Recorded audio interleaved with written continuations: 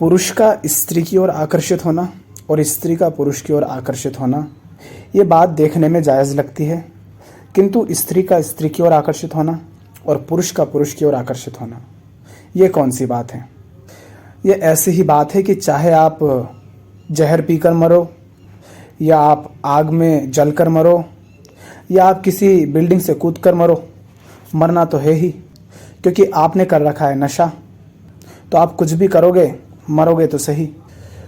तो आपको ये बात थोड़ी अजीब इसलिए लग रही है क्योंकि हम देह भाव में जीते हैं, शरीर भाव में जीते हैं, अपने आप को भी शरीर मानते हैं। और जब हम अपने आप को शरीर मानते हैं तो सामने जो दुनिया है हम उसको भी शरीर की तरह ही देखेंगे। और इसीलिए फिर हम कहते हैं कि एक शरीर दूसरे शरीर की ओर आकर्षित हो रहा है। और समाज में व्यवस्था है कि विपरीत लिंगी ही एक दूसरे की ओर आकर्षित होना चाहिए। तो उस व्यवस्था के विपरीत, उस व्यवस्था से अलग यदि कुछ होता है तो वो हमें अजीब लगता है। कुछ भी यदि हमें अजीब लगता है तो कब लगता है? तब ही ना जब एक व्यवस्था बनी हो, उस व्यवस्था के अलावा कुछ होता है। तो समाज में तो यही व्यवस्था है कि स्त्री पुरुष की ओर होगी आकर्षित और पुरुष स्त्री की ओर आकर्षित होता है, दोनों का विवाह होता है। लेकिन इससे हटकर जब कुछ होगा तो वो तो अजीब ही लगेगा। जैसे समाज में सारे लोग नंगे रहते हों, कोई वस्त्र नहीं पहनते, सब निर्वस्त्र रहते हैं, और उन्हीं के बीच यदि कोई वस्त्र पहनकर आ जाए तो जो वस्त्र पहनकर आया है उसे क्या कहा जाएगा? उसे पागल कहा जाएगा।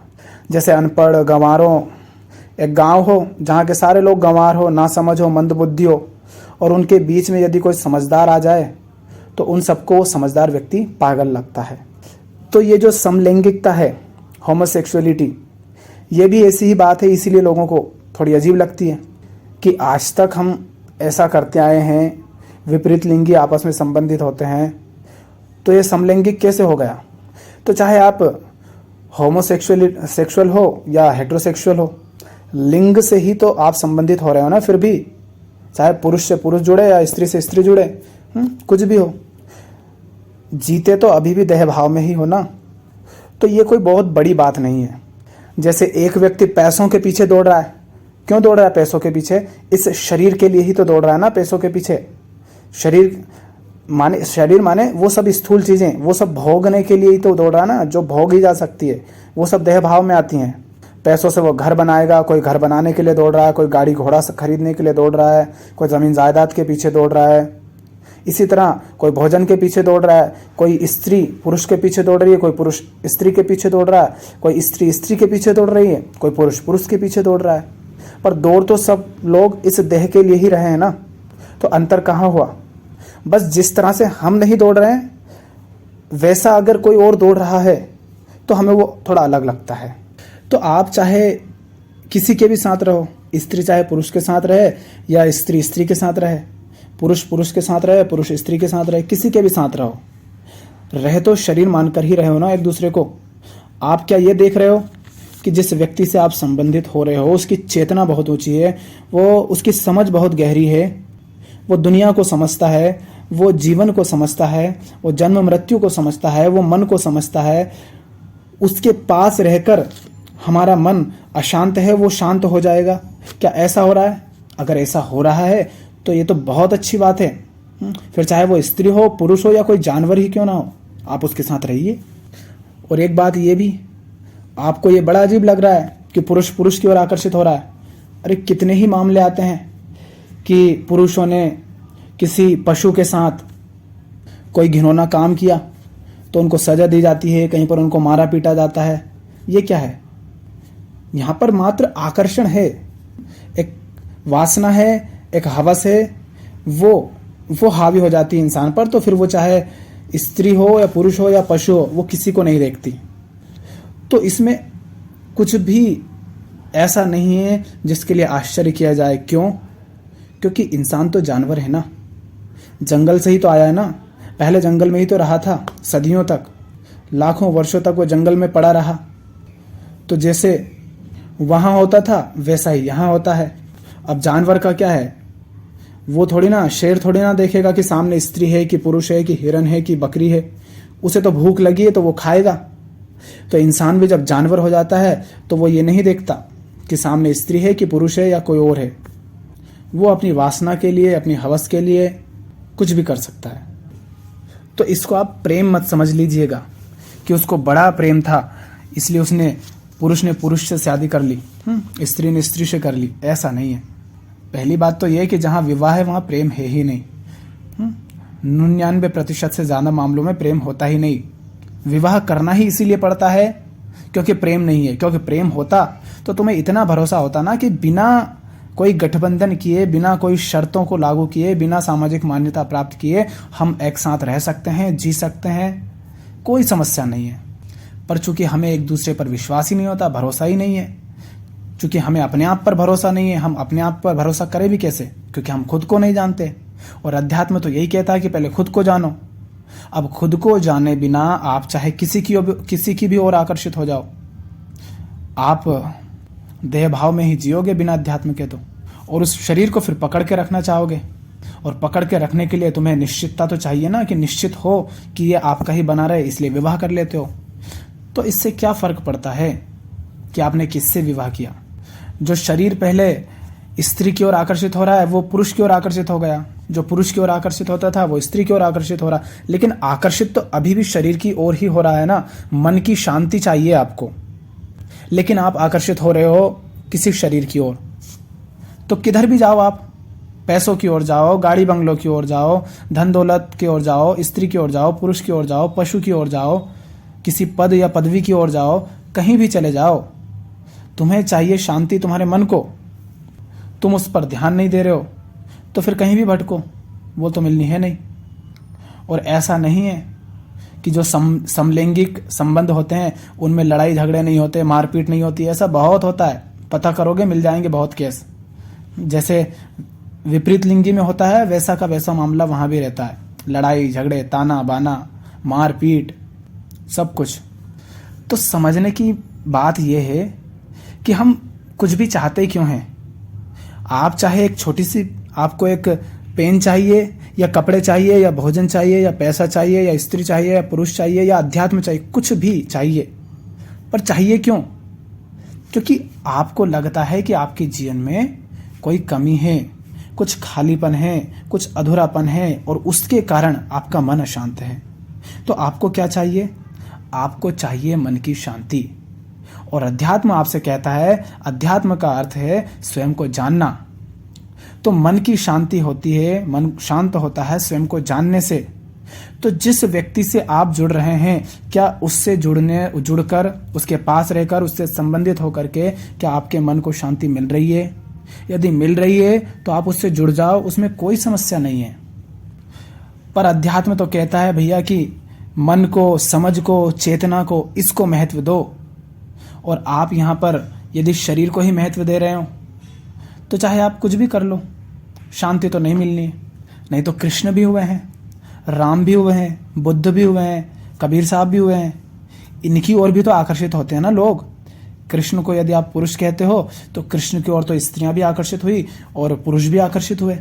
तो गलत क्या है?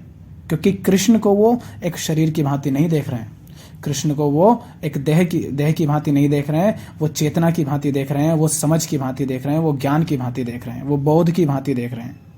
और कृष्ण के पास जाकर शांति मिलती है, मुक्ति मिलती है। तो कृष्ण भी पुरुष हैं। अब चाहे सारी दुनिया के पुरुष उनकी ओर आकर्षित हो जाएं, क्या फर्क पड़ता है? यदि उनके पास जाकर के आपका मन शांत होता है, आपकी समझ बढ़ती है, आपकी समझ में गहराई आती है, आप आत्मज्ञानी हो जाते हो, आप जीवन को समझने लगते हो, तो आप किसी के साथ भी रह सकते हो, कोई दिक्कत नहीं है। पर आपका उद्देश्य ही बस ये है शरीर को भोगना या समाज को दिखाना कि देखो हमने कुछ अलग किया, तो उससे आपको शांति नहीं मिल जानी है। और इतना ज़रूर जान लीजिए कि दुनिया में जितने भी लोग हैं सब पगलाए हुए हैं, सब अशांत हैं, बेचैन हैं, परेशान हैं, और उनकी परेशानी का समाधान कोई भी नहीं कर सकता। दुनिया की कोई चीज़ उनको शांति नहीं दे सकती, उनको मुक्ति नहीं दे सकती, सिवाय अध्यात्म के। अध्यात्म का मतलब स्वयं को जानने के बिना उन्हें और कोई मुक्त नहीं कर सकता। जब तक वो स्वयं को नहीं जानेंगे, स्वयं को नहीं समझेंगे, वो संसार में दर दर ठोकरें खाते रहेंगे, मरते रहेंगे। क्योंकि जिससे भी आप जुड़ोगे शरीर के आधार पर ही जुड़ोगे, शारीरिक सुख पाने के लिए ही जुड़ोगे। एक मुंह है, एक नाक है, एक कान है, कान से भी कुछ सुनते हो ना, क्यों? ताकि कानों को प्रिय लगे, तो ये भी कान का भोग हो गया। नाक से कुछ सूंघते हो, अच्छा खुशबू सूंघते हो, ये नाक के लिए भोग हो गया। कुछ ऐसे ही मुंह के लिए कुछ चाहिए, ऐसे अन्य सारे लिंगों के लिए, अन्य सारे अंगों के लिए, पर चाहिए तो आपको शरीर के लिए ही ना। तो आप शरीर के लिए जो कुछ भी लोगे वो आपको शांति नहीं देगा, क्योंकि शरीर को कुछ देर संतुष्टि मिल जाएगी, किंतु आप शरीर नहीं हो। आपका शरीर शांत होता है, ठीक होता है, स्वस्थ होता है, फिर भी मन अशांत रहता है। और मन माने चेतना, जो कि आप हो, जिसको ये सवाल उठते हैं, जो कहता है कि ऐसा क्यों हो गया, वैसा क्यों हो गया, क्या करें क्या ना करें, जो दिन रात परेशान रहता है। तो इस चीज़ को प्रेम का नाम मत दे देना कि स्त्री पुरुष में बहुत झगड़े होते हैं, तो सोचा चलो समलैंगिक संबंध बना लें, होमोसेक्सुअलिटी। कुछ नहीं होता। जिसने प्रेम जाना ही नहीं, वो चाहे किसी से भी जुड़ जाए, विनाश ही करेगा, शोषण ही करेगा, मालिक ही बनना चाहेगा। वहाँ एक दूसरे में निंदा होगी, ईर्ष्या होगी, भय होगा, हिंसा होगी, इसके अलावा और कुछ नहीं होगा। तो इसमें कोई बड़ी बात नहीं है, यहाँ कोई प्रेम नहीं है। जो व्यक्ति प्रेम जान लेता है, वो सबसे पहले तो किसी से संबंधित होना, माने किसी को बंधन में बांध लेना बंद कर देता है। और उसका प्रेम फिर किसी व्यक्ति के प्रति ही नहीं होता, वो हर जीव जंतु, पशु पक्षी, नदी तालाब, पेड़ पौधे, पत्थरों, सबके प्रति प्रेमपूर्ण हो जाता है। तो देखो जिन लोगों को जो समलैंगिक संबंध बना रहे हैं, क्या वो सबके प्रति प्रेमपूर्ण है? नहीं है। ये भी वैसे ही मरेंगे जैसे बाकी सब मर रहे हैं। इनका भी वही हाल होगा जैसा सबका हुआ है। युद्ध चाहे आदमी औरत के बीच में हो या आदमी आदमी और औरत औरत के बीच में, मरेंगे तो सब, कटेंगे तो सब। क्योंकि जो भी हो रहा है वो नासमझी के कारण हो रहा है। जो भी हो रहा है शरीर के लिए हो रहा है। मन की शांति पर उनका ध्यान ही नहीं है, मन की बेचैनी पर उनका ध्यान ही नहीं है। वो समझते ही नहीं कि मन चाहता क्या है।